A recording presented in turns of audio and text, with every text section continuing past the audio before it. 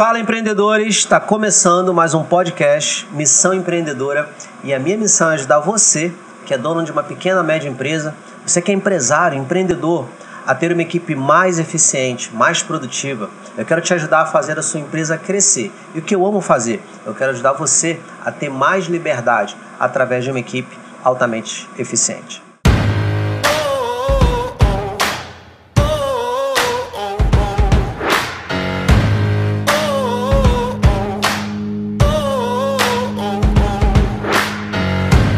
Meu nome é João Rodrigues, eu tenho comigo hoje uma convidada muito especial, ela que é administradora de empresa, psicóloga, especialista em gestão de pessoas e há mais de 13 anos trabalha recrutando, treinando e desenvolvendo pessoas. Comigo hoje, a minha convidada, Juliana Maiorino. É um prazer estar aqui com você, um grande incentivador de pessoas. Obrigado muito você. Obrigada pela oportunidade. Estou muito feliz de estar aqui, de coração mesmo. Obrigado. A gente vai conversar hoje e eu quero aprender. A gente quer aprender um pouquinho com você aqui hoje, né? Com toda a sua bagagem, sua experiência. Você que é uma recrutadora. E, Juliana, eu queria que você contasse um pouquinho, né, da sua história. Mas antes eu quero te fazer uma pergunta. A gente ouve muito no meio do empreendedorismo. A gente ouve os empreendedores falar o tempo todo que lidar com pessoas é difícil. Eu quero ver sua opinião. Lidar com pessoas é difícil, Juliana? Lidar com pessoas não é difícil, é complexo. As pessoas são complexas, cada um tem o seu mundo, cada um é um mundo diferente. Então é complexo, mas não é difícil. Para quem tem esse preparo, como nós, né, trabalhamos com isso há muito tempo, então é difícil, a palavra não é essa. Seria complexo, mas não difícil. Eu costumo dizer que uma vez que existem desafios, né, na gestão de pessoas, aí que você precisa se preparar. Tem uma coisa muito legal, que é uma reflexão que eu aprendi com um dos meus mentores, que ele diz o seguinte: olha, se empresa é feito de pessoas, você precisa entender de pessoas. Às vezes o empreendedor está preocupado em entender de equipamento, de máquina, de tecnologia, de mercado de preço, mas quem faz tudo nas empresas são as pessoas. Então não adianta entender do seu negócio e não entender de gente. A gente precisa entender de gente, né? Precisa. Então eu queria que você contasse um pouquinho da sua história. Como é que você começou essa trajetória? Fala um pouquinho de você, da sua formação, né, das suas especializações. E como é que você caiu aí de paraquedas nesse universo da gestão de pessoas? Da onde muita gente corre, a gente quer entrar. Pois é, menina. Então, na verdade, eu até caí mesmo de paraquedas, porque eu fiz o curso de psicologia, eu terminei em 2009, né? E dali, a área que eu mais detestava estudar era gestão de pessoas. Psicologia organizacional, eu detestava isso. Falava sempre, nunca vou trabalhar nessa área. Mas, com o tempo... O destino... Exatamente. Aí eu trabalhei numa loja onde a gestão era muito injusta. E eu ficava pensando, um psicólogo aqui faria toda a diferença. E aí eu comecei a me interessar pela área da psicologia organizacional. Pensei, se eu trabalhasse numa empresa, eu não faria isso. Eu faria assim, assim. E aí eu fui amadurecendo essa ideia e deixei a clínica de lado e fui para a área empresarial. E aí me especializei, né? Continuo me especializando, né? A gente não pode parar. Não pode parar nunca. Né? Então, meio que cair de paraquedas, você tem toda a raiva. Eu ia falar que não, mas pensando bem, cair mesmo. Sim. Né? É interessante que você pegou uma dor, né? Você pegou uma dor e transformou isso. Exatamente. A partir de uma dor, eu quis solucionar. Eu busquei uma solução.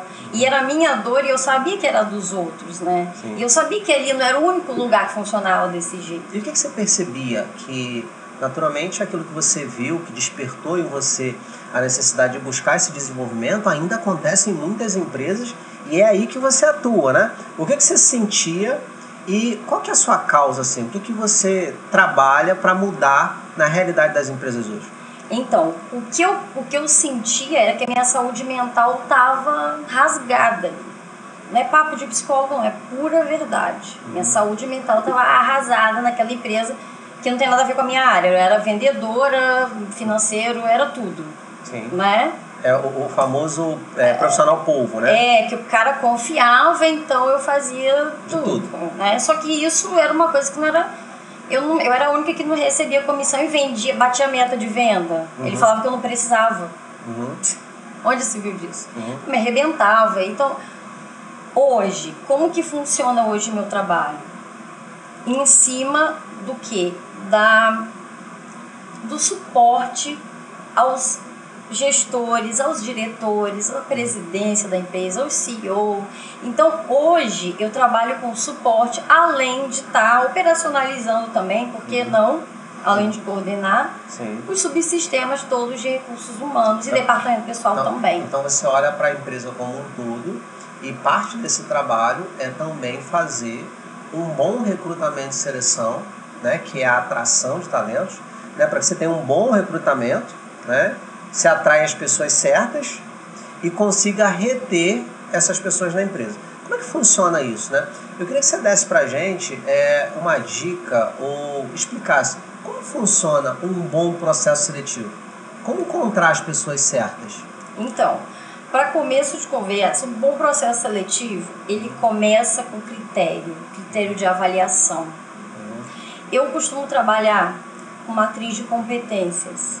Eu pego os cargos que a empresa tem, eu faço o compilado ali das informações, traduzo aquelas informações em competências essenciais para aquela organização e dali surgem as competências essenciais, que é um grupo de competências que aquela empresa valoriza. Sim.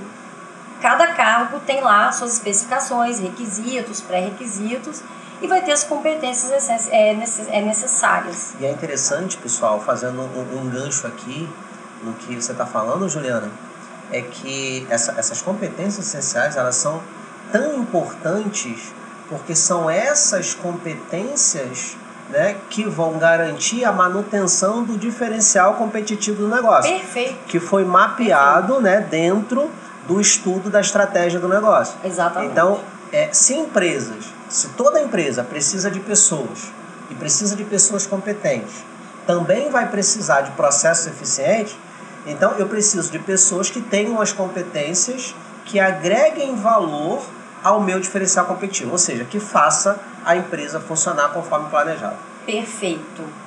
Nós da área de RH, da área de gestão de pessoas, nós não podemos deixar nunca o negócio de lado. Entender o negócio da empresa é primordial para que a gente consiga fazer um trabalho estratégico dentro do RH, sair daquele RH, sabe, aquele RH chapado que a gente está acostumado a ver por aí, e fazer um trabalho mesmo integrado com as pessoas. As pessoas, fazer uma ponte entre negócio e pessoas mesmo, né? Por isso é fundamental você percebe que a maioria das empresas, a gente está falando aqui com o pequeno e com o médio empreendedor, Sim. dono da pequena e da média empresa, que muitas das vezes ele começou o negócio e ele não olhou para nada disso, né? Ele começou fazendo acontecer, pegando ali, ele, né, mesmo fazendo as coisas, então por isso que muitos entendem de tudo um pouco. Exatamente, né? É o perfil do empreendedor técnico, né? Exatamente. E aí ele começa a trazer pessoas que são pessoas mais próximas. Ele vai trazer o parente, vai trazer o amigo, ele vai trazer o irmão, tio, né? primo. A indicação de alguém da família. Exatamente. E aí ele não se preocupou com nada disso. Na maioria das vezes ele está procurando alguém de confiança. Exatamente. Na lata, falamos juntos aqui, né? Na lata. Então ele está sempre procurando alguém de confiança. E a gente entende, né? Porque ele vai buscar, afinal ele está construindo um negócio, ele quer alguém ali de confiança do lado dele. Mas confiança não é o principal, né? A gente precisa pensar em competência. Como é que eu faço isso? É exatamente isso que eu estava falando. Pois é, então. Você ia falar alguma coisa? Como é que eu mapeio essas competências e como é que eu uso isso na hora do recrutamento e da seleção? Então, para mapear essas competências, a gente tem que ter noção dos cargos que a gente tem na empresa, né? Legal. E o que essa empresa tem como valor, qual é a missão dessa empresa, né? O que essa empresa quer ser daqui a 3, 5, 10 anos. Eu falo muito disso. Né? O que ela quer ser? Todo mundo, nós somos membros de um corpo. A empresa é um corpo, nós somos membros. E cada membro desse tem sua missão, sua visão e seus valores. Então, essas missões, visões e valores dos membros têm que estar alinhados com o do corpo, que é a organização. Legal. Então, daí a gente pega essas informações, né, do negócio mesmo, para deixar estratégico esse trabalho e criterioso. A a gente monta a matriz de competências baseado no negócio e baseado nas competências essenciais que essa empresa está buscando. Você me fez lembrar de uma coisa muito interessante e eu acho que isso vai trazer uma reflexão aqui, que no período que eu fui professor universitário, né, a gente deu aula durante 7 anos para gestão de pessoas, né, MBA de gestão de pessoas, na parte de administração também, recursos humanos. Eu estou me lembrando dessa disciplina, gestão estratégica de pessoas, e dentro da gestão estratégica de pessoas, a gente falava de matriz de competência, e quando a gente entrava em técnicas de seleção, de recrutamento e seleção, tem um estudo, que é o estudo da comparação que a gente faz. Chama-se processo de recrutamento por comparação. Aliás, processo de seleção por comparação. E é exatamente isso que você estava falando, isso me fez lembrar. Eu vou comparar X com Y. Para isso eu preciso saber quem é X. Exatamente. X são as competências que eu preciso no colaborador. Então não é qualquer pessoa. É a pessoa que tem aquelas competências. Então eu vou procurar essas competências na pessoa e vou comparar X com Y, que são as necessidades ou a necessidade específica que a empresa tem em relação a essa pessoa. Então eu comparo as competências dessa pessoa com o meu descritivo de cargo, né? Que é o detalhamento das funções da atividade. É assim que funciona? Até lembrei de um exemplo aqui, exatamente. Mas vamos lá, compartilha com a gente. Então, lembrei até de um exemplo. Quando a gente constrói a matriz de competências, né? A gente pega geralmente aquele cara, aquela mulher, aquele perfil dentro da empresa. Toda empresa tem um cara de alta performance ou uma mulher de alta performance, num cargo X. Dentro daquele cargo eu vou pegar aquela pessoa como se fosse um padrão de eu quero uma pessoa parecida com essa. Uhum. Lista ali, coloca ali quem que essa pessoa é, como que ela faz isso, como que ela pensa, como que ela reage frente a tal situação, frente a tal desafio, qual é a resposta que ela daria frente a tal situação dentro desse cargo. Sim. Fica muito mais fácil da gente mapear essas competências essenciais para cada cargo. Você pegar uma pessoa X, que é uma pessoa chave, digamos assim. Sim. É um cara de alta... Quando eu falo cara, mulher também, né? Sim. É uma pessoa de alta performance. Claro, que sabe conversar com a dificuldade da empresa. É isso, né? Exatamente. E sabe solucionar. É um cara que traz solução. Legal. Que traz resultado. E assim, geralmente as empresas fazem isso de cabeça, né? Você coloca num papel lá, eu quero uma pessoa assim, e sem olhar para dentro da empresa, né? Pois é. As pessoas às vezes acham que o RH, né? Bom, tem uns e tem outros. Acho que o RH pega a pessoa, entrevista, faz uma perguntinha tipo, quais são seus pontos fortes, seus pontos fracos. E na verdade não é nada disso. Quando a gente trabalha estrategicamente, a gente faz perguntas estratégicas que levam a gente a resultados que a gente precisa entender daquela pessoa. Quem eu estou colocando dentro da minha empresa? Quem eu estou colocando dentro da minha empresa é que eu quero confiar. Então, por isso que muitas vezes esse sistema de contratação começa com parente, começa com indicado de não sei quem. Então, isso acaba até delimitando um pouco até o empresário depois no futuro. O que não significa, né, Juliana, que a indicação não seja importante. Não, é importante. Mas ela não é o fator principal para a definição se a pessoa assume o cargo ou não. O que define isso são as competências. Mas você teria, para compartilhar com a gente, você consegue trazer exemplos de perguntas estratégicas que ajudam a encontrar a pessoa? Eu queria que você... Vamos fazer um exercício aqui. Vamos fazer um exercício prático. Mano. Eu quero que você... Eu quero fazer um bate-bola contigo. Então, assim, eu sou aqui o candidato, ok? Eu sou o candidato. Meu Deus! E você vai me fazer algumas perguntas, né, que vão te ajudar a entender esse meu perfil. Isso é como dica, né, para os nossos ouvintes aqui. O pessoal está ouvindo a gente aqui nos tocadores de podcast, mas também tem o pessoal assistindo a gente no YouTube. Se você está aqui comigo no YouTube, aperta o sininho, coloca nos comentários o que você está achando. Eu vou ficar muito feliz de receber o seu comentário e entender se a gente está conseguindo te ajudar e se esse conteúdo está fazendo diferença para você. Ok? Então, aperta o sininho aí, não esquece não. Mas, Juliana, vamos lá. Você tem algumas perguntas aí que a gente pode ajudar aqui o pessoal? Como é que você faz aí na prática? Então, o processo seletivo, ele tem as etapas dele, né? Depende muito de cada cargo, de cada posição. Se for uma posição de liderança, tem etapas X, Y, Z. Se for uma posição de, por exemplo, operacional, motorista, é diferente. Sim. Seria qual, por exemplo, você Vamos quer? pensar só na entrevista mesmo. Pensa assim. A gente vamos falar de etapas, a gente vai ter lá, né, a triagem inicial, depois de recrutamento, eu tenho a triagem inicial e eu vou para a entrevista de seleção efetiva. Então, pensando na entrevista, dicas de perguntas. Vou fazer uma ressalva na triagem. Na triagem, a gente escolhe, né, os melhores currículos, aqueles que aparentam ser os melhores para aquela vaga, tal. Nossa, fulano tem curso disso, daquilo, tal. Beleza. Só que currículo é currículo, né? Então a gente tem que ver... Papel aceita tudo. As pessoas colocam o que quiserem ali. Pois é, o que quiserem. E aí, o que eu faço? Depois disso, eu mesmo ligo para a pessoa para fazer aquela pré-entrevista, sabe? Essa é a verdadeira triagem. Essa é a verdadeira triagem. E que é uma triagem que, quando feita por um profissional qualificado, ainda é melhor. Porque ali você não perde tempo e a empresa também não perde tempo. Sim. Se a vaga é urgente, então pior ainda. Pior não, melhor. Ligo para a pessoa. Oi, bom dia, tudo bem? Aqui é Juliana, da empresa X. Você deixou um currículo conosco? Você ainda tem interesse na vaga tal? Aí a pessoa atende assim, ó, João. Alô?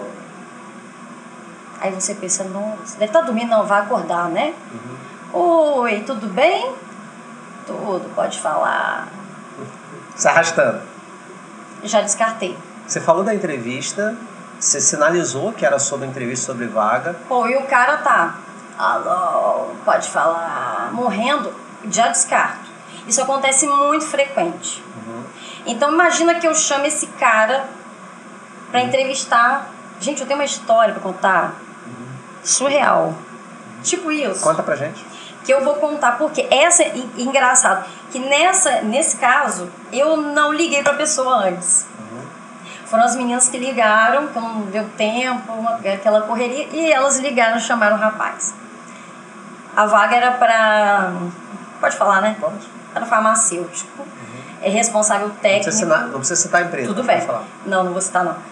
Para um responsável técnico farmacêutico. Gente, o cara chegou, maravilha, tava toda animada aí, nossa, temos que contratar a pessoa, esse cara mora pertinho, maravilha.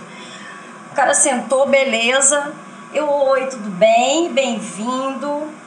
Tá animado? O que você achou da empresa? Já entrou, tá sorrindo, né? Fiquei feliz que o cara demonstrou interesse, né? E a gente começa também com entusiasmo, sempre respeitando o candidato e também mostrando interesse no que ele tem para oferecer e falar. Não, é uma empresa muito boa, eu conheço, já vi essa empresa antes, não sei o que lá.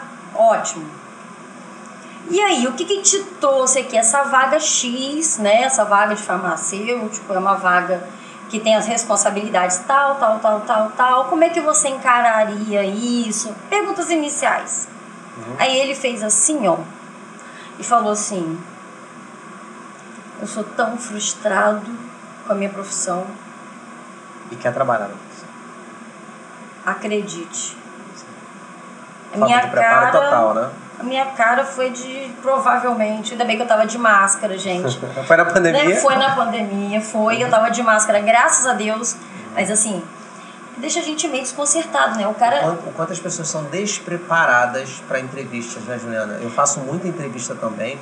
E se a gente for contar aqui só os cases, menino, né, fala das pessoas que respondem de forma inadequada, que não sabem o que falar, isso é gritante.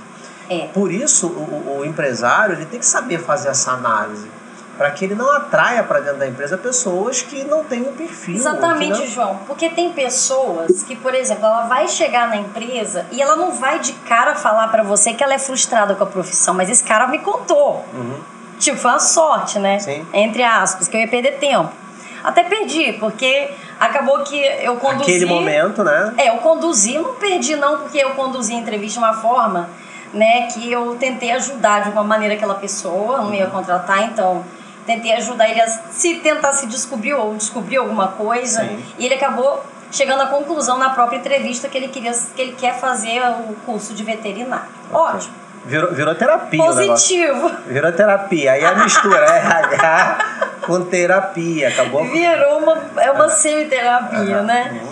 Mas foi até bom, que eu acho que eu contribuí de certa forma, né? Eu tenho muito esse cuidado e na prática, né, Juliana, a gente que tem esse lado humanista, eu não sou psicólogo, mas é impressionante, né, o quanto eu amo a psicologia e muita gente acha que eu sou psicólogo por causa das minhas formações ligadas à pessoa, né, as várias formações de coaching que eu fiz, né, eu sou master em programação neurolinguística, né, então toda essa área humanista como constelação familiar, todas essas áreas. O meu mestrado foi em cognição e linguagem, então eu fui estudar essa relação, né, da linguagem com a mente, com o corpo.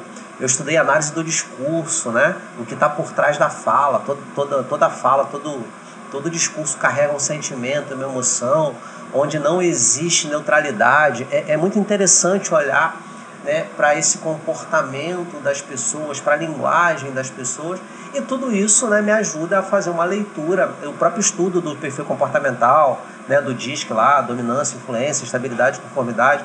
Então todas essas são áreas complementares e a gestão de pessoas, que a gente não pode deixar de citar, né? São áreas complementares que são transversais e nos ajuda a ter um olhar mais apurado em relação às pessoas. E talvez por isso, né, por essa habilidade, né, por essa prática também, muita gente acha que eu sou psicólogo. E acontece isso sim.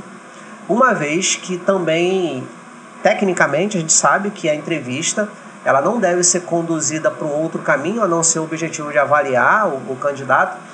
Mas eu entendo que na prática, para mim e para você, que somos humanistas, que gostamos, que eu posso deixar uma pontinha ali para ajudar a pessoa, a gente acaba fazendo isso porque a gente ama trabalhar com gente, né? Exatamente. Como que eu deixaria aquele rapaz sair dali desorientado, porque ele estava desorientado, né? Falar isso numa entrevista, gente, sim, onde o objetivo da vaga é a profissão dele.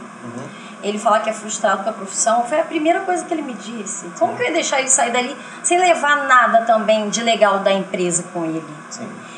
E se você parar para analisar, eu estou prezando não só pela minha profissão, mas também pela imagem da empresa. Claro, ele não foi contratado, mas ele saiu dali com um adendo. Sim, legal. Mas eu quero fazer uma ressalva, né? Eu acho que isso é muito legal para mim, para você, para quem é especialista na área. Mas eu quero deixar aqui uma ressalva, igual se fala quando adultos estão fazendo coisas que crianças não podem fazer. É claro que é uma metáfora. A metáfora aqui é a seguinte: para você que é um especialista, talvez com cuidado você consiga. Mas para quem não é especialista também é muito perigoso, né, Juliana? Exatamente. Então, perigosíssimo. Perigosíssimo. Porque a ideia é que você realmente aborde aquilo que tem que ser abordado. Isso me fez lembrar de uma coisa interessante. Existe um método, não sei se você conhece esse método, que é o método SAC. SAC de S-A-C. Não é de... Como é que se fala? Sistema de avaliação do cliente, não? Como é que é o nome? É um SAC mesmo, né? É, SAC. Sistema de avaliação do cliente, eu acho que é assim que se chama. Mas não é esse SAC de sistema de avaliação do cliente. É o SAC da resposta do cliente. Essa é uma técnica que eu utilizo em todas as minhas entrevistas. A gente faz uma pergunta para o candidato, ele responde essa pergunta. Só que o ideal, e aí vem aqui uma grande dica que eu utilizo, uma sacada, né, uma orientação para quem está aqui aprendendo a fazer essa análise com a gente, é entender que a pergunta que avalia o candidato ela tem que ser no passado. Não é isso, Leandro? Exatamente. Porque a pergunta para o futuro facilita a construção de respostas hipotéticas. Exatamente. Se você perguntar para ele quais são os seus planos para daqui a 5 anos, ele cria o que ele quiser, ele cria um texto bonito para falar. Exatamente. Já vem decorar. Ele decora, ele cria na hora, é fácil construir. O cérebro tem muito mais dificuldade em construir respostas para perguntas feitas no seu passado, porque você precisa conectar com alguma história, trazer isso para sua linguagem. E avaliar se convém colocar na pedra. Exatamente. Porque o esforço do cérebro é muito maior quando você faz uma pergunta no passado para a pessoa. Perfeito. E aí, eu só uso perguntas no passado. 80% do que eu pergunto é no passado. Perguntas como: me conte uma experiência em que você conseguiu implementar algo que melhorou os resultados do seu setor. Caraca, inventa isso na hora, não vai dar. Exatamente. Ele vai ter dificuldade, né? Pois é, exatamente. Me conte algo que você tenha tentado implementar e porventura não deu certo, algo que você acreditava que ia funcionar, mas deu errado a sua estratégia. Essa então é melhor ainda, porque a pessoa fica, meu Deus, e agora? Lembro de várias coisas, mas qual que eu vou falar? Qual que é a melhor para eu colocar, né? E o medo de expor a fragilidade, o erro, né? E quando ele começa a demorar para responder, é aí que você vê que a pessoa está tentando elaborar alguma coisa. Quando a pessoa já é espontâneo, vai logo no certeiro, você vê que está sendo honesto, sincero, por mais que seja... Sim. Uma coisa assim não muito positiva. Sim. Porque foi uma pergunta, né, voltada para o negativo. Ou é positiva, né? Porque vulnerabilidade é força. Né? Essa demonstração da vulnerabilidade também indica pra gente o que é uma pessoa humilde. Sim. Sabe assumir erros e sabe também assumir responsabilidade. E tirou aprendizado disso, né? Fundamental. E tirou, exatamente. Tirou aprendizado disso. Exatamente. E aí, quando a gente faz essas perguntas no passado, a gente vai buscar o saque. O que é o saque? A pessoa... ela responde no passado, ela contextualiza ali a história, a experiência que você pediu, e aí eu preciso que na resposta ela me entregue qual foi a situação que isso aconteceu. Então eu faço perguntas complementares. Tá, mas isso aconteceu em qual contexto, né? Em qual situação? Porque eu vou dificultando para ela caso ela esteja construindo. Então qual a situação? Ah, legal, isso aconteceu em tal momento, assim, assim, assim, eu tinha uma equipe de tal pessoas, a empresa estava passando por esse momento. Tá, a situação. Uma vez que eu entendi a situação, agora eu quero saber a ação, o A do saque, né? Tá, mas qual foi a sua ação específica? Qual foi a sua contribuição? Qual foi a decisão que você tomou, a estratégia específica que você usou? Porque eu quero medir o que essa pessoa contribuiu. Eu não quero ver o resultado. Às vezes aquele resultado teve influência de outras pessoas. Exatamente. Mas qual foi a ação do meu candidato aqui? Eu quero saber se ele é ou não é proativo. E por último, eu quero saber quais foram as consequências, né, dessa ação. E aí eu fechei o saque. Situação, ação e consequência. Então, toda ação tem uma reação. Então, aquela ação gerou que resultado, que impacto nas pessoas que estavam envolvidas. Ali eu começo a medir a capacidade de comunicação, a proatividade, a resiliência, tudo em relação a esse padrão comportamental, né, do candidato. Então fica aqui, né, você conhece essa técnica? Não sei se você também utiliza. Não estou conhecendo ela agora, mas utilizo sem esse nome, mas eu utilizo já essa técnica com as perguntas por competência que eu faço. Como é que funciona? Mesma coisa, você vai puxando... Mesma coisa. Sim, é até estranho falar a mesma coisa, mas por exemplo, uma pergunta que eu gosto muito de usar é: qual foi o momento, me conta uma situação onde você precisou usar a sua capacidade de liderança e o que aconteceu, como que você desenrolou, qual foi o resultado. Eu vou perguntando por partes para a pessoa já não criar. Para ele não criar com antecedência. Então, é uma pergunta que a gente avalia a capacidade de liderança, que a gente avalia iniciativa, motivação. Então, essa também é uma pergunta que eu gosto muito. Então, essas perguntas, como você falou, eu faço 80%, eu também uso. Legal. 80% das perguntas são por competência. E dá para usar 20% de perguntas hipotéticas? Isso, sim, dá. Eu preciso olhar para a perspectiva de futuro dessa pessoa, o que ela está almejando, para onde que ela está indo, né? Se os objetivos dela estão alinhados aos objetivos da empresa, né? Isso aí. Tudo isso. Então, acho que é exatamente por aí que a gente consegue ter essa visão clara de como fazer, né, esse recrutamento e essa seleção. Bem, Juliana, eu queria falar um pouquinho aqui sobre as etapas. Você citou que existem várias etapas. É isso. Né? E eu queria que você falasse quais são as principais etapas. Eu queria que você desse exemplo de 2 cargos diferentes. Por exemplo, um cargo de liderança, quais etapas usar? Como é que se modela esse processo? Para um cargo mais operacional, quais etapas usar? Como se modela esse processo mais operacional? Tá, vou explicar. Então, vamos lá. Um cargo de liderança. O que eu vou olhar naquela pessoa? Aliás, o que eu vou olhar na posição? Pré-requisitos, todos aqueles critérios que a gente usa para avaliar o candidato. Descritivo. O descritivo versus perfil profissional. Isso, perfil profissional.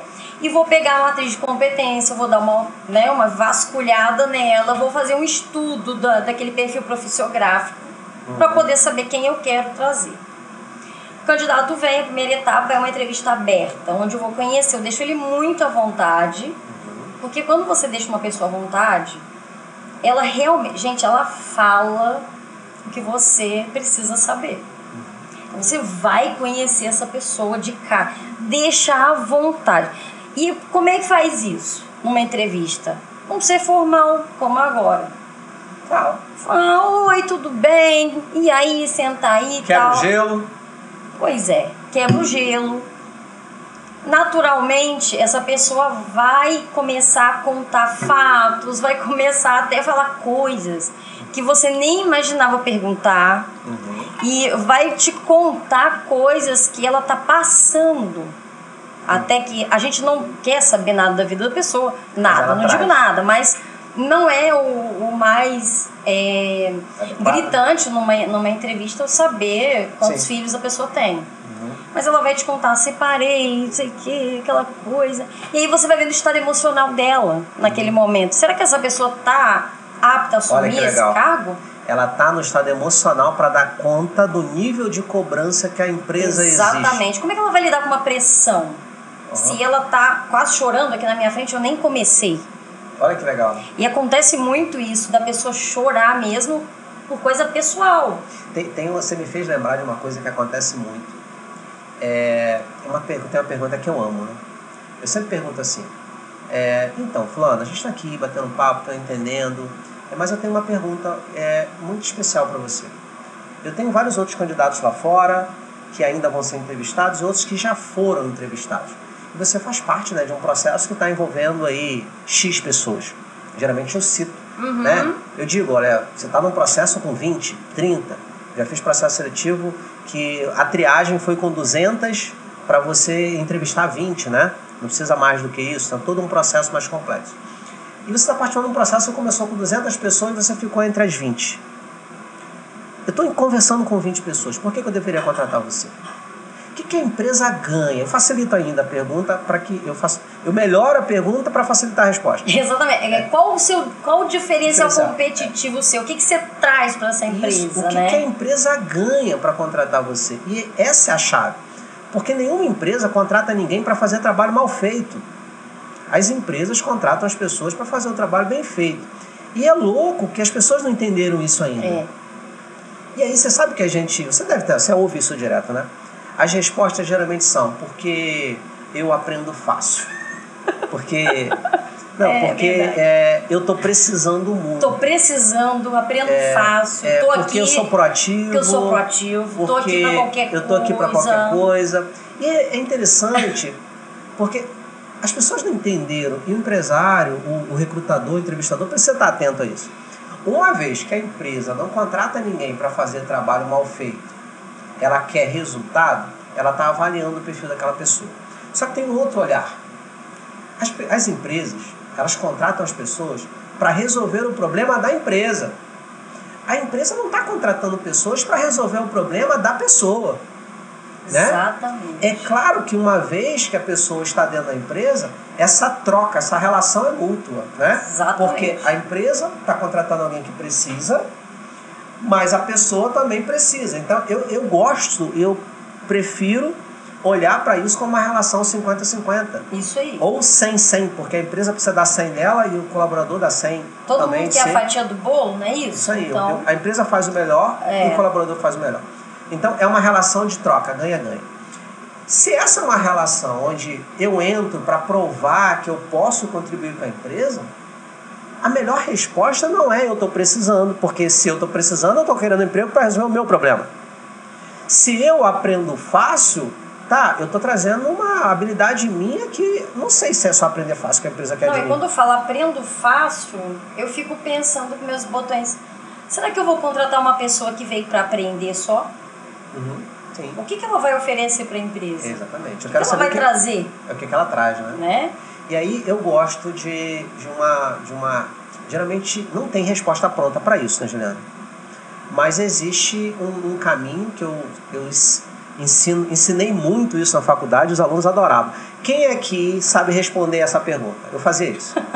Professor, eu sei, eu quero saber. Algumas pessoas tentavam dar a resposta, os mais ousados, e algumas vezes as pessoas acertavam, traziam uma resposta mais congruente, mas a maioria trazia esse perfil de resposta. Então fica aqui a dica. Não contrate a pessoa só porque ela está precisando. Não estou dizendo que a gente não tem que considerar isso, porque a gente vai encontrar outras competências. Mas a empresa não contrata para resolver o problema da pessoa. A empresa contrata para resolver o problema da empresa. Então, qual que é a melhor resposta? Como é que eu avalio se a pessoa ela vai conseguir atender a minha expectativa? Se ela me trouxer uma resposta que perpasse por uma contribuição. Como, por exemplo, quando essa pessoa diz: mas olha, eu acredito que eu tenho as competências que vão ajudar no cargo. Eu tive o cuidado de pesquisar a empresa. Eu entendi a história da empresa. Aí você começa a ver que a pessoa foi proativa e interessada. Exatamente. E aí eu descobri no site de vocês, ou eu já acompanho a empresa, inclusive eu sou cliente. É claro que isso tudo tem que ser verdade, não adianta pegar mentira. Exatamente, porque a gente sabe. Eu vou trazer informações, eu quero um candidato que me traga informações realmente da vivência, da história da empresa. E quando ele diz, olha, eu não sabia, mas eu fui pesquisar e eu percebi que vocês têm o título tal, que vocês têm tantos anos, eu percebi que vocês estão em franco crescimento, que vocês expandiram as lojas, por exemplo, em tanto tempo, que no último ano vocês saíram de tantas unidades para tantas unidades, percebi que agora vocês já formularam a leitização de vocês. Ou seja, essa pessoa, ela buscou entender quem é a empresa. E quando ela buscou entender, ela ainda pode dizer algo do tipo, quando ela diz algo do tipo, né? Eu sou formado em X, eu sou administrador, eu sou engenheiro, o que for, e eu entendo que essas minhas competências, junto com a minha experiência de ter trabalhado em tais lugares, vão contribuir com essa vaga, vão contribuir com a empresa.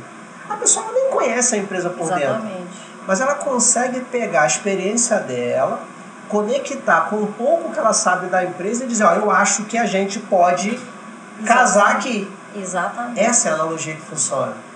Se vai dar certo ou não, a gente vai descobrir na prática, né? Exatamente. E ainda dá para prever se vai dar certo ou não. Sim, dá. Dá para prever porque hoje nós temos muitas técnicas no mercado de avaliação comportamental, principalmente. O DISC é uma, né? Técnica, o DISC é uma. Eu trabalho com exames psicológicos, né? Que, como eu falei, não é um meio, mas não é um fim, mas é um meio que eu trabalho. Dá super certo. É uma avaliação comportamental, assim, completa.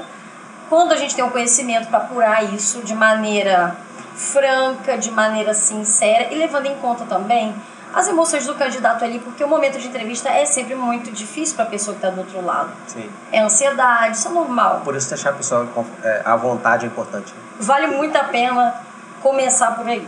Legal. Deixar a pessoa super à vontade, que ela vai te contar, vai chorar, e aí você vai ver se ela tem realmente, né, bagagem para dar conta do que você dos desafios dessa posição que você está. Eu quero trazer uma outra analogia para a gente fazer aqui, uma outra análise, que é uma dúvida. Juliana, eu devo contratar uma pessoa superdotada para a vaga? E aí eu vou fazer duas perguntas em uma. Eu devo contratar alguém que não está pronto, mas é potencial, tem potencial para? Porque assim, o que é potencial, né? Potencial é só potência para. A pessoa, ela pode chegar lá, mas para ela chegar lá exige uma série de comportamentos e principalmente atitude para ver se ela vai chegar lá. Eu preciso do querer, né? Que é a atitude. A atitude é querer fazer. Né? E tem o poder também. Né? Exatamente. Eu tenho que poder e querer fazer. A grande questão é que talvez em determinadas situações, se eu quero, eu posso. Mas nem sempre se eu quero, eu posso. Tem uma balela aí, né? Se você quer, você pode. Mentira. Nem tudo que você quer, você pode. Aquela musiquinha da Xuxa, tudo pode ser. Não, isso não é verdade. Não é verdade. Tem muita gente aí se frustrando, quebrando a cara, porque tá ouvindo gente falar, você pode. Exatamente. Cara, você pode tentar. Você precisa de planejamento, você precisa de uma meta. Exatamente. E no meio do caminho você pode perceber. Se você só planejar, você vai perceber. Se você usar um SMART no nosso objetivo aqui, Mas se você usa um estabelecimento de metas a partir do método SMART, por exemplo, você consegue, né, avaliar se dá ou se não dá para você a partir da onde você está, a partir do seu estado atual. Esse estado desejado, essa meta, dá para alcançar da onde você está, ou você tem que criar uma meta menor para que a partir dessa meta você almeje esse lugar. Mas voltando para cá, voltando, né, para a nossa pergunta. Eu devo contratar um superdotado e eu devo contratar uma pessoa que só tem como é que diz? A palavra fugiu agora. Só tem a potência para, né? Ela só tem a capacidade de chegar lá. Ainda não está preparado. Ela não está pronta. Né? Eu contrataria os dois, mas tudo depende. Legal. Né? Depende de quê? Depende do quê? Do contexto daquela situação. Por exemplo, eu tenho uma vaga e Fala surgiu... o superdotado, por exemplo. Eu tenho uma vaga e surgiu um candidato assim... Nossa, é o cara. Ele vai além da expectativa. Ele vai além das expectativas que eu imaginava, mas vamos lá. Mas que hoje em dia as pessoas veem alguns currículos, é uma coisa que permeia muito nossa área, né? A pessoa pega o currículo, olha e dá aquilo como veredito. Fulano é muito bom, esse cara deve pedir 15 mil reais por mês. Não vai dar. Não custa nada, chama, um cara bom. A gente tem que querer pessoas que tenham mesmo qualificações perto da gente. E as que não tem a gente treina, mas aí depende. Sim. Tá. Na situação em que eu tenho um cara muito bom, contrato, se eu tenho condições de dar respaldo àquela pessoa para permanecer na empresa. Para crescer. Como que eu vou reter esse cara dentro da empresa? Porque ele vai entrar e daqui a pouco ele vai querer sair porque não condiz com que ele vai virar trampolim. Ele vai usar a empresa vai usar como ponte para poder ir para outro lugar. A gente volta lá na pirâmide de Maslow, né? As pessoas vão para o mercado de trabalho primeiro para atender a necessidade básica, que é a necessidade fisiológica. E aquela coisa, eu preciso trabalhar, então vou aceitar isso agora e daqui a pouco eu vou caçando outra coisa melhor. Isso aí. Então a gente tem que entender se o cara é bom, eu quero esse cara na minha empresa, na minha equipe, mas minha empresa, o que ela vai oferecer para esse cara ficar? Eu consigo levá-lo, né? Eu tenho um plano de aproveitamento e de retenção para ele? Exatamente. Legal. O que seria um planejamento de cargos para o cara ter, né? Pro cara, de carreira, para o cara visualizar lá na frente, essa empresa aqui me dá a possibilidade de fazer isso, isso e isso, e chegar no cargo X, poxa, cargo maneiro, isso aqui eu vou ficar. Legal. Então, dá condições, por exemplo, tem benefícios que prendem uma pessoa na empresa. Às vezes é interessante o quanto, muitas vezes, o benefício para muita gente é mais importante do que salário. Né? Exatamente. Tem pais de família, né? Eu vejo muito isso. Pais de família, por exemplo, que tem um benefício como aquilo ali é uma coisa que... Não abre mão. Ele não abre mão. Ele vai ficar na empresa por quê? Porque ele tem filhos e tem esposa e ele não tem... Se ele trabalhasse, mesmo que ele ganhasse mais, ele não teria condições de pagar aquele valor. E ele preza pela segurança da família, da saúde e tal, coisa e tal. Por isso que é complexo, né, lidar com pessoas. Olha quanta coisa tem que analisar. Exatamente. E tem muito mais. A gente está falando assim, a gente está pautando algumas coisas, uns itens básicos aqui que todo empresário deve se ligar, prestar atenção, entender. Porque às vezes, realmente, eu até vou voltar numa situação que você falou. Dá tempo? Dá, né? Dá, pode falar. Você estava falando sobre essa questão da pessoa ficar, mas eu preciso. E às vezes o empresário acaba comprando essa ideia. A pessoa vende o peixe dela com aquele drama. Sabe por quê, que pode Juliana? até existir de fato. Sabe por quê, Juliana? Porque eu acredito que empresários são as pessoas que transformam o mundo.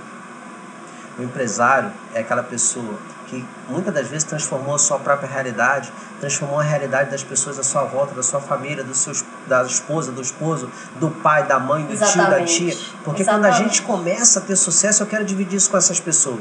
E chega uma hora que eu quero ajudar mais pessoas. E o empresário, quando ele vê a oportunidade de ajudar alguém, ele abraça isso. Exatamente. Só que a gente precisa ter cuidado. Tem que ter cuidado. Muitas das vezes, Juliana, a melhor forma de ajudar alguém não é abraçar as dores dela. Muitas das vezes, a melhor forma que a gente tem de ajudar alguém mostrando para ela alguns gaps que ela precisa desenvolver para chegar onde ela quer. O problema é que nem sempre a pessoa está pronta para ouvir a verdade, para se desenvolver. Mas me dá um exemplo aqui, Juliana, voltando. Eu não sei se eu te cortei, se eu atrapalhei seu raciocínio. Não, você fechou. Mas eu quero que você fale também do exemplo de... Do motorista. Do operacional. Do operacional, de alguém que não está pronto, para a vaga, e alguém também, acho que eu te fiz 2 perguntas, né? Tem uma que ficou para trás. O processo seletivo do operacional, você lembrou, isso aí. Acho que o processo seletivo do operacional ficou para trás. Responde essas 2 perguntas, como é que eu faço? E se eu contrato essa pessoa que não está pronta, que ela é potencial? Vamos lá. Então, essa pessoa que ela não tá, ela é uma pessoa boa, você vê que na entrevista ela saiu bem, é uma pessoa de iniciativa, ela tem um quê de liderança, você vê que tem como desenvolver, e aí, mas ela não tem experiência. Falta alguma coisa. Alguma coisa ali, ela não tem muita experiência. Ou falta um curso legal.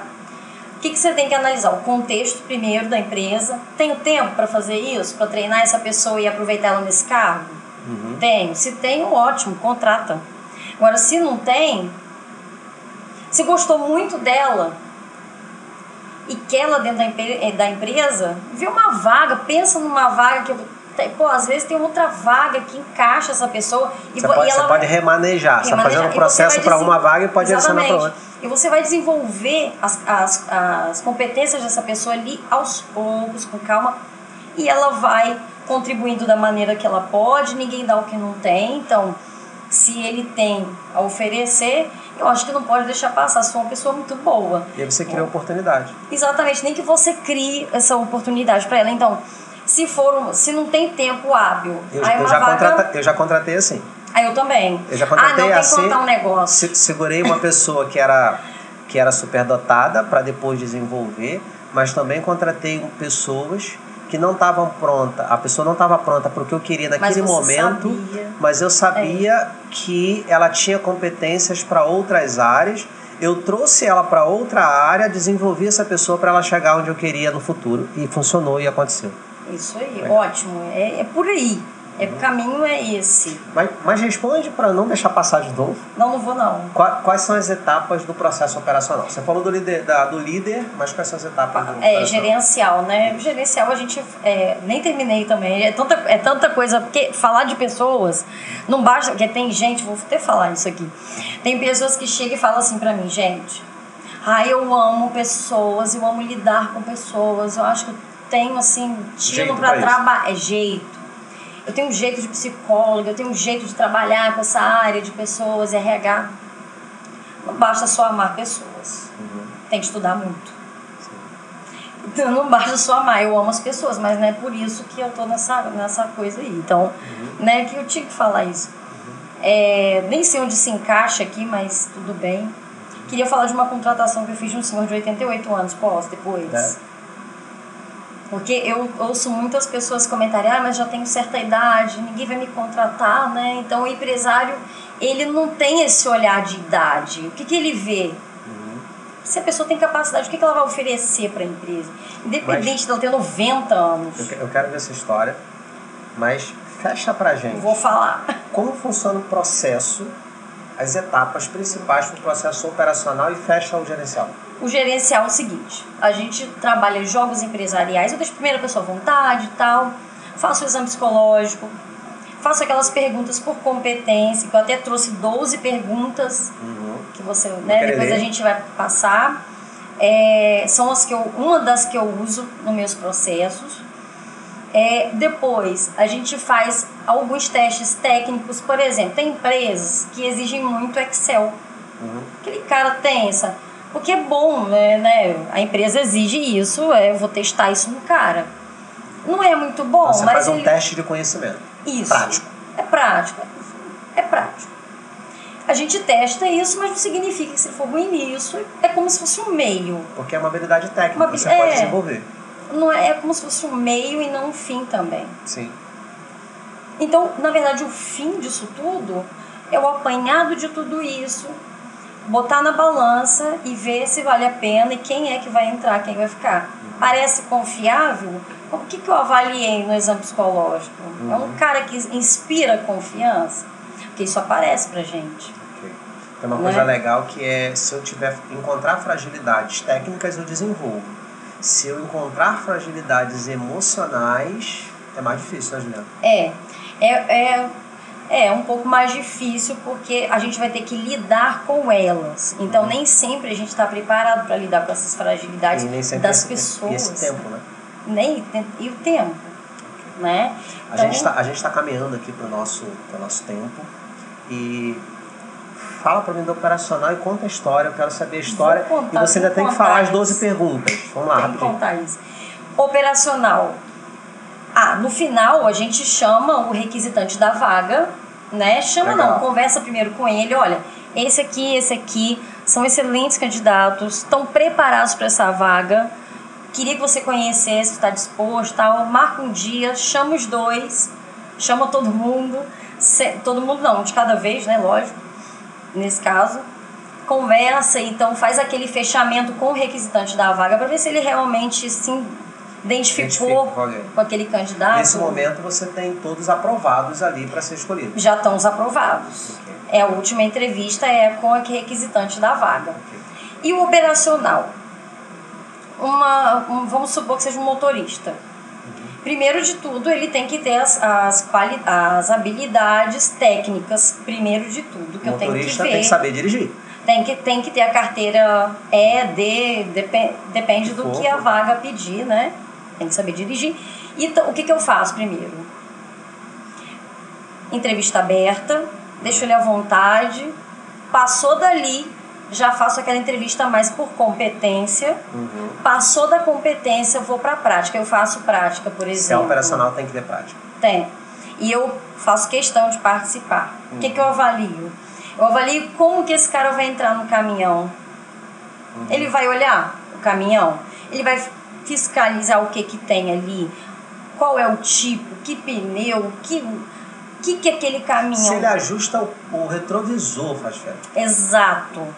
Avalio exatamente isso. Se ele vai botar o cinto de segurança, se ele vai prestar atenção, se ele vai pedir pro cara que vai com ele, ajudante... Olha que legal, porque se ele não faz nada disso, ele sabe dirigir, mas é comportamental as falhas. Exatamente. E lidar com isso vai ser desafiador. Exatamente. Legal. Exatamente. Então, por exemplo, ele tem a técnica, mas o comportamento pode ser fatal. Inadequado. Pode ser fatal. Inclusive fatal, né? No caso do motorista, fatal. É uma questão até de comportamento seguro. E a gente entra num outro assunto, que é o comportamento seguro no trabalho. Então, a gente avalia isso mais na parte operacional mesmo, né? Eu faço questão de participar disso. E aí, fechando, a última entrevista é com o encarregado que solicitou a vaga, para ver se ele gostou da pessoa. E aí eu dou uns toques, a gente troca aquela ideia, coisa e tal. Fechou o processo. Legal. Fecha pra gente, então. Eu vou convidar você. Vou deixar na curiosidade dos nossos ouvintes aqui a história. Você vai voltar aqui para contar essa história. Poxa! Né? Você vai voltar para contar essa história, né, da contratação de 88 anos, seu Gessé. Eu orgulho de falar o nome dele. Eu vou fazer de propósito. A gente vai deixar para você contar essa história no nosso próximo podcast. Vocês estão de prova, né? Ok. Vou voltar. Então, pessoal que está ouvindo a gente agora aí, nos tocadores de podcast, e principalmente você que está ouvindo a gente no YouTube, aperta esse sininho aí para ser avisado. Os podcasts agora também, você também consegue marcar para receber, né, as informações dos próximos podcasts. Então, marca aí para que você receba, né, a informação dos nossos próximos podcasts. A gente sobe podcast uma vez por semana, então você vai ter muito conteúdo aqui. E coloca nos comentários aí, se você quer saber, se você quer que a Juliana volte aqui para contar essa história. Ok, Juliana? Para a gente fechar, eu queria que você deixasse uma orientação para o empresário na hora de contratar, para o dono da empresa. O que ele precisa se atentar? O que é mais importante para ele fazer esse processo seletivo da forma correta e ter as melhores pessoas dentro da empresa? Qual a orientação que você dá? Então, dentro das empresas a gente costuma escutar muito o seguinte: contrata-se pela habilidade técnica e demite pelo problema de comportamento, coisa e tal. Gente, não é bem assim mais. Hoje nós temos muitas técnicas diferentes de um tempo atrás, não muito distante desse. Nós temos muitas técnicas disponíveis para poder entender esses candidatos de forma que destrincho para entender se realmente ele vai atender as expectativas da posição, se ele realmente vai... Como é que ele vai dar conta, como é que ele vai enfrentar os desafios dessa posição, como é que vai ser a resposta dele frente a isso. Então, entendam, avaliem, peguem aquelas questões. Ah, mas eu não sei avaliar, eu fico um pouco inseguro, não sei se a pessoa está bem emocionalmente. Deixa ela à vontade que você vai saber se emocionalmente ela está bem. E quando não sabe fazer isso, contrata. Quando contrata não souber, contrata. Contrata a Juliana para fazer isso, né? Contrata a JR para fazer isso. A Juliana é uma parceira hoje da JR. Isso aí. Né? Então, assim, usem perguntas, como o João falou, perguntas com aquele início, meio e fim, né? Então, não saem, assim, comprando muitas ideias. A pessoa chega se vendendo, né, de uma forma, às vezes, muito emocional. E a gente, às vezes, nós somos seres emocionais, sociais, emocionais. Então, a gente acaba comprando ideias que não vão agregar muitos valores para a empresa. Então, pensa bem em quem você está colocando na sua empresa. Às vezes, pode ser de confiança também, mas na parte técnica não é tão bom e não vai desenvolver como você pensa e tal. Procura ajuda, se você não conseguir fazer, né? Mas o ideal é a avaliação mesmo. As indicações, sem esquecer as indicações, são importantes? São. Mas sempre avaliando a competência. Mas não deixe de passar pelo crivo da avaliação do processo seletivo, que é muito importante mesmo. E se eu puder dar uma dica, uma orientação, minha esposa briga comigo quando eu falo dica, puder dar uma orientação, é que foque realmente na competência. E uma coisa que todo empresário precisa saber, é que nunca contrate alguém que você não pode demitir. Isso pode mudar a realidade da sua empresa. Nunca contrate alguém que você não pode demitir. Gente, pessoal, quero finalizar com você. Muito triste, porque a gente ficaria aqui... triste, foi muito rápido. A gente ficaria aqui a tarde inteira. Mas obrigado pelas suas contribuições, pela sua troca, foi lindo. Eu amo falar disso e deixar, a gente vai ficar realmente aqui falando, conversando. Mas a gente está aqui numa gravação com vários outros, tem mais gente lá esperando para gravar com a gente. E tô te convidando já para você voltar no próximo. Obrigado pela sua troca, pelo seu tempo e por toda essa magnitude que você trouxe aqui de experiência. Eu quem agradeço. Você sempre, como eu falei desde o início, um grande incentivador de pessoas, é uma pessoa admirável, é um cara guerreiro, batalhador e é uma pessoa muito competente. Aí as competências, né, que eu já avaliei você, né, que a gente avalia sem querer, a gente avalia, né? O tempo todo. A gente que trabalha com isso acaba avaliando sem querer, né, as pessoas. Então, já te avaliei, você já passou, né, pelo crivo. Tô aprovado? Tá aprovadíssimo, claro. Tá bom, tô contratado. Eu tô também? Tá contratado também. Contratada? Ó, meu salário é alto, hein? Eu cobro caro. Ai, meu Deus do céu. Tem que ser alto mesmo, merece, tem né? Competência, né? Quem merece, merece. Tem que dar a César o que é de César, né? Mas obrigado, Juliana. Eu que agradeço. Pessoal, até o próximo podcast.